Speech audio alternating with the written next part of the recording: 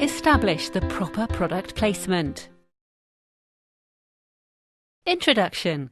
Have you ever felt like being in the wrong place at the wrong time? The answer can't be anything rather than yes. But have you ever thought about your product being in the wrong place at the wrong time? Probably no. How is your product going to get on in place B after a month? Is it good for your product being in the window of shop X? Who is responsible for your product delivery? If you need to answer those questions, then at least you're in the correct place at the correct time watching that video. We're going to talk about segmentation, targeting, strategies, marketing mix, distribution channels, intermediaries, choosing the distribution channel and place. Market segmentation. To begin, in order to answer the question whether your product is placed right, we first need to pick the key elements that best fit the company's capabilities. In other words, there's a need for targeting. To proceed, segmentation is a step that must be made before. Segmentation is the process of dividing consumers in categories based on some characteristics. Specifically, a market could be divided in the basis of the customer's gender. A clothing retailer might focus on men's apparel or on children's. Another possibility is age segmentation or geographic. Last but not least, have you ever thought about behavioural or lifestyle segmentation? Think about why consumers are shopping from shop X. Is it about prestige or just because they're hunters and need specific clothes for their hobby? A solution for the undecided is a combination of characteristics. Targeting. Now that the market is a pie with many different slices, we need to pick the slices we're interested in. Which are those slices? The slices must be measurable, accessible, different and profitable. Having in mind all our products, we need to make an analysis for each clothing category offered. For instance, our company is selling jackets and winter accessories, scarves, gloves, etc. And in the previous step, we followed the gender and age segmentation. Extended research is needed so as to familiarise ourselves with the segment's demand. For example, in City B, women aged 20 to 30 spend X% of their budget on jackets and Y% for winter accessories, while the total budget spent in clothing is Z. On the other hand, men aged 20 to 30 spend less buying winter accessories. In that point, it can be decided to target just women because the male market is unprofitable for our business. But profitability is not the only factor influencing that decision. We must think about the competition, capabilities, trends, entry barriers, market growth, customer loyalty, market share for break-even, and most importantly, we must answer the question whether we are able to access the distribution channels required to serve the segment. Strategies. Now that we have decided which are our target markets, we need to find out how we're going to approach them. We can follow one of the following strategies.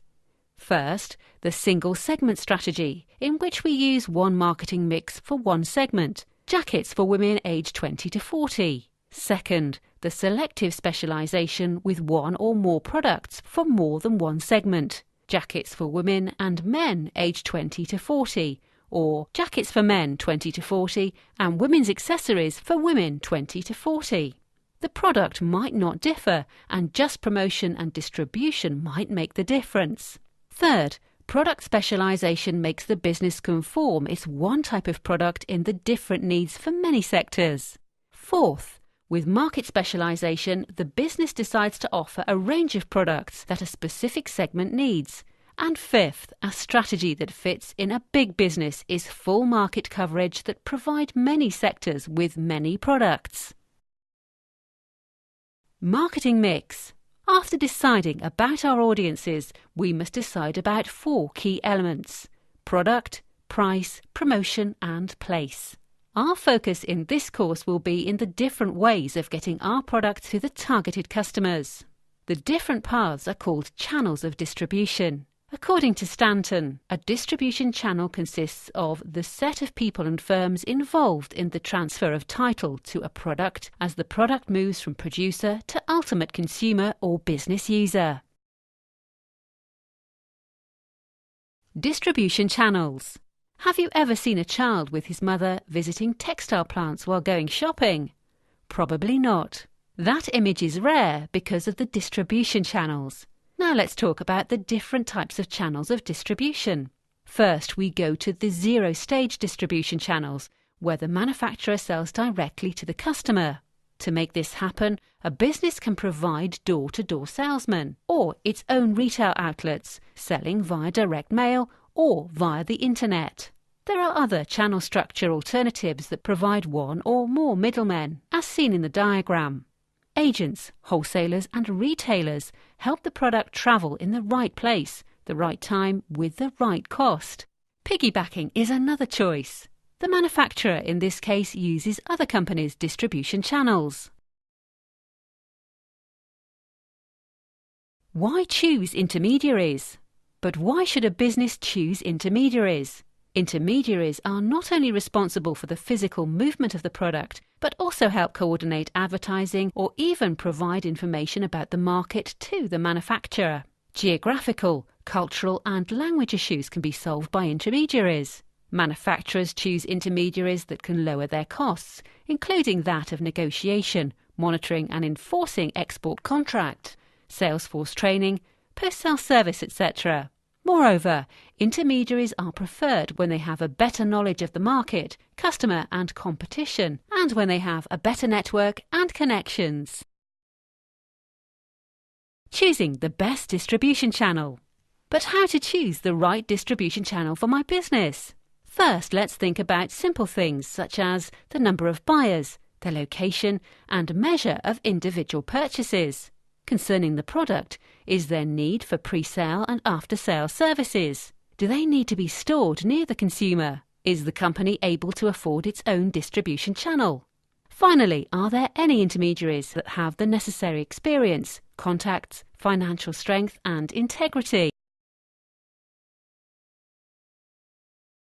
For an SME in the textile and clothing sector, the most famous product placement is still the bricks and mortar store. Despite the fact that internet is a famous distribution channel nowadays, a bricks and mortar store overcomes the fit and trial issues and the difficulties with colour and texture perception. Something that must be considered when deciding about the place is where the consumer prefers to buy from. For example, women might prefer buying from department stores, but men from discount stores. Another fact is that people have less time to spend shopping. For that reason, direct mail and shopping catalogues are good options. Finally, don't forget that if you want to give a feeling of exclusiveness for your product, you need to place the product where the consumer is. Deciding about distribution channels does not guarantee that the product will be in the right place at the right time. Channel management is very important. Marketers must provide their middlemen with the tools they need to promote and sell the product effectively, as well as adequate incentives to do so. We mustn't forget that the intermediaries are not part of our business, and as a result, they might not have the same objectives unless given some incentives to do so.